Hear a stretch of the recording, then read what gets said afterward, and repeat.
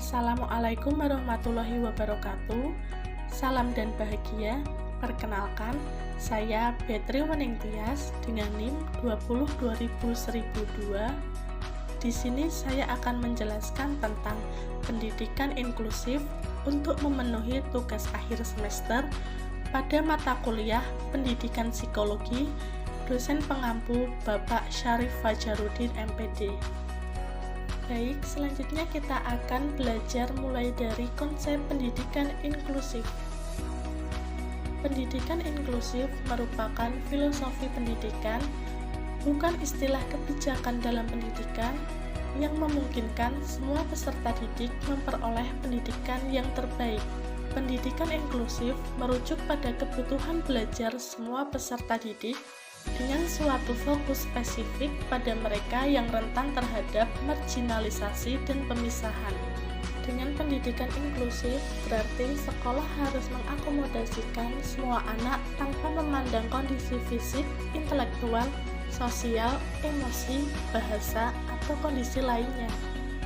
Pelaksanaan pendidikan inklusif memerlukan penyesuaian dan fleksibilitas di berbagai bidang, diantaranya fleksibilitas kurikulum, strategi pembelajaran, sistem evaluasi, materi pelajaran, dan lain-lain. Dengan demikian, tidak ada alasan peserta didik yang memiliki kecacatan tingkat berat sekalipun yang tidak dapat mengikuti pendidikan di tingkat reguler.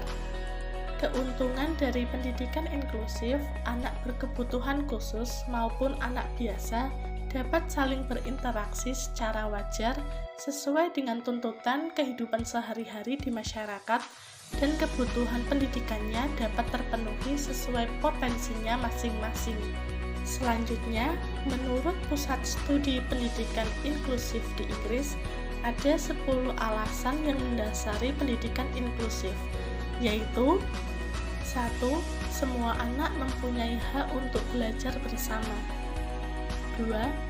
Anak-anak tidak harus diperlakukan diskriminatif dengan dipisahkan dari kelompok lain karena kecacatannya. 3. Para penyandang cacat yang telah lolos dari pendidikan segregasi menuntut segera diakhirinya sistem segregasi.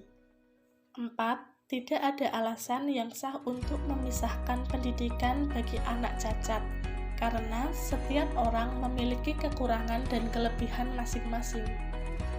5. Banyak hasil penelitian menunjukkan bahwa akademik dan sosial anak cacat yang sekolah di sekolah integrasi lebih baik daripada di sekolah umum. 6.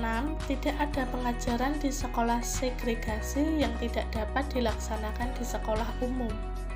7. Dengan komitmen dan dukungan yang baik, pendidikan inklusif lebih efisien dalam penggunaan sumber belajar. 8. Sistem segregasi dapat membuat anak menjadi banyak prasangka dan rasa cemas atau tidak nyaman. 9.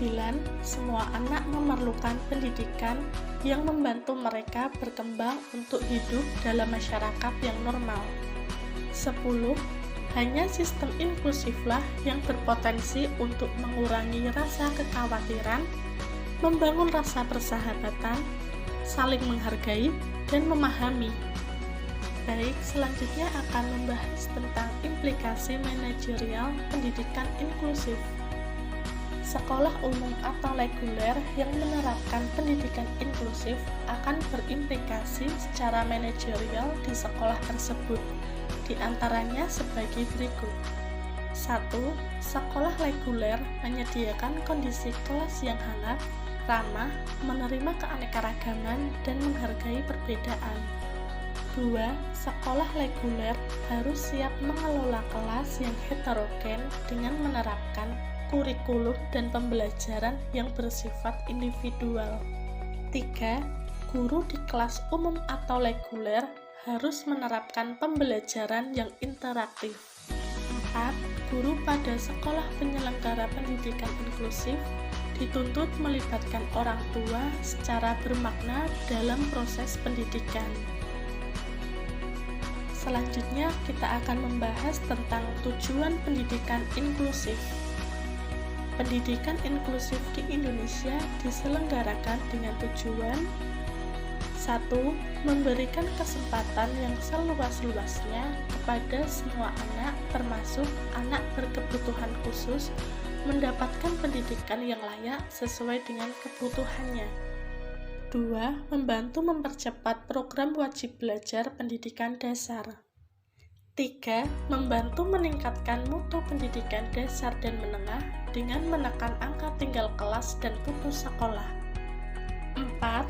Menciptakan amanat Undang-Undang Dasar 1945, khususnya pasal 31 ayat 1 yang berbunyi, setiap warga negara berhak mendapat pendidikan, dan ayat 2 yang berbunyi, setiap warga negara wajib mengikuti pendidikan dasar dan pemerintah wajib membiayainya.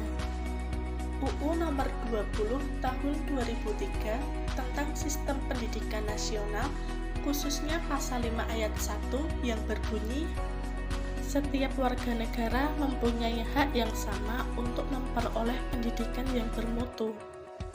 UU Nomor 23 Tahun 2002 tentang Perlindungan Anak, khususnya pasal 51 yang berbunyi, anak yang menyandang cacat fisik dan atau mental diberikan kesempatan yang sama dan aksesibilitas untuk memperoleh pendidikan biasa dan pendidikan luar biasa.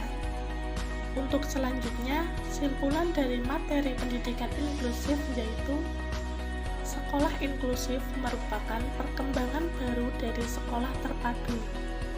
Pada sekolah inklusif, setiap anak sesuai dengan kebutuhan khususnya, semua diusahakan dapat dilayani secara optimal dengan melakukan berbagai modifikasi dan atau penyesuaian mulai dari kurikulum, sarana prasarana, tenaga pendidik dan kependidikan, sistem pembelajaran, sampai pada sistem penilaiannya. Pendidikan inklusif mensyaratkan pihak sekolah yang harus menyesuaikan dengan tuntutan kebutuhan individu peserta didik, bukan peserta didik yang menyesuaikan dengan sistem persekolahan. Sekian dan terima kasih, semoga pembelajaran kali ini bermanfaat untuk kita semua. Jika ada kurang dan salahnya, saya mohon maaf. Wassalamualaikum warahmatullahi wabarakatuh.